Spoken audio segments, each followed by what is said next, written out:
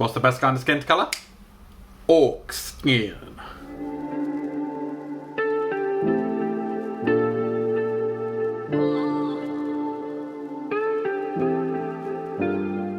One of my most favourite things to paint when it comes to the Warhammer hobby is Ork skin. And as I'm going to be painting Gorzag and Nikit, the special edition, I think it was a Warhammer Commemorative Series Ork. As I'm going to be painting that up, I thought I would show you how I paint my Ork skin. But just before we jump in, if any of you enjoy my videos, have seen some before, but have not yet subscribed, then please consider doing so. It's free to do, you can unsubscribe at any point if you dislike me, and it helps support the channel. Now, let's get on to the painting. More and more lately, I've been painting minis without using a wash at all, but instead simply painting in the shadows myself. For the Ork skin, I do exactly that. I use the fittingly named Warg Flesh from Games Workshop as a base coat, but with a twist. I add just a touch of dark purple to the mix. This deepens the colour and will give the deepest shadows a slightly purple tint, which complements green nicely.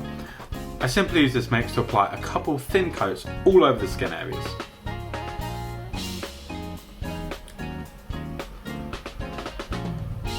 Whilst this layer is still wet, I'm going to apply a small amount of Bugman's Glow to the elbows.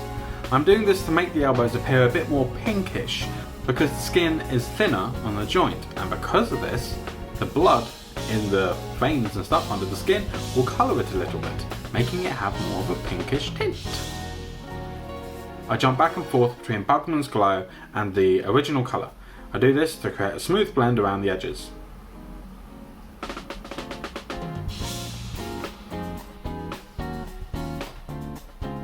Next we will start the layering process, and we shall start with a mix of the base colour which we just used and Elysian green.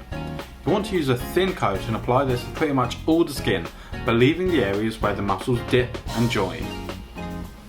Those creases in the arm are bits we want to keep nice and dark. I'm not focusing on what direction the light comes from with this first layer, I just want an even coverage.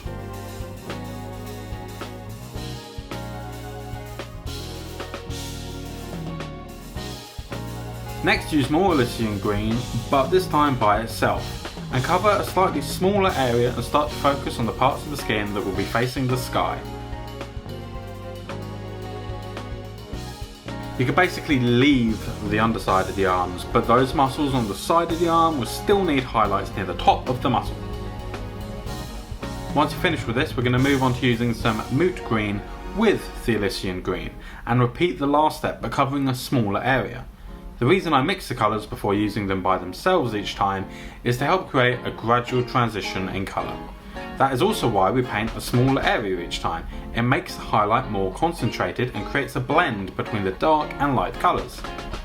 You've probably guessed what to do by now, but go ahead and continue this technique using Moot green by itself.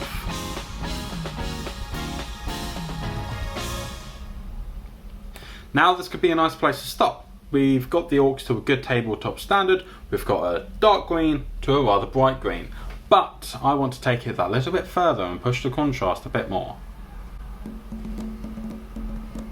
For the final highlight colour, I'm going to use Screaming Skull. It is really important to do that transitional mixed layer with this colour, as it is so different to the green, but trust me, it really pays off.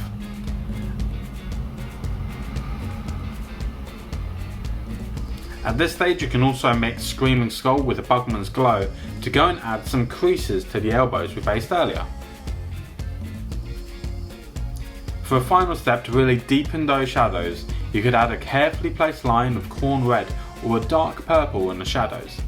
This is by no means a must, but it really helps make the shadows richer in colour and complement the green even more.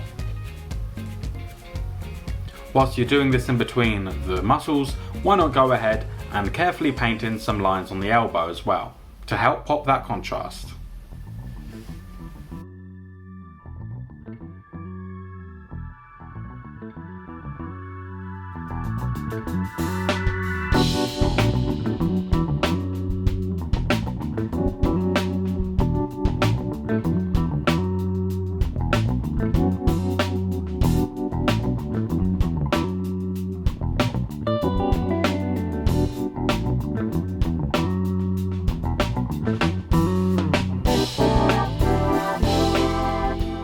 Now don't forget, this technique can be used on many different models, whether it be orks, orruks, gloomspite gits, or whatever green skin that you are painting.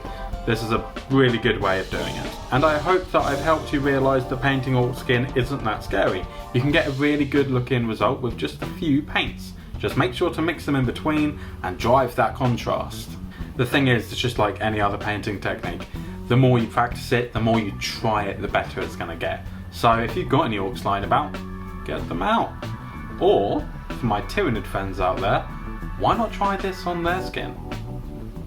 Now that I think of it, this tone of green on the fleshy areas on a Tyranid could look pretty cool. I might try that in a future video. Make sure to leave any comments down below on videos that you'd like to see me do. I've got so many videos planned at this point without a concrete release schedule. I just know that I'm trying to get one out a week, and so far I'm doing okay at that. If you don't want to miss any, then make sure to hit the subscribe button and maybe press the little bell icon as well so that you get notified when videos are uploaded.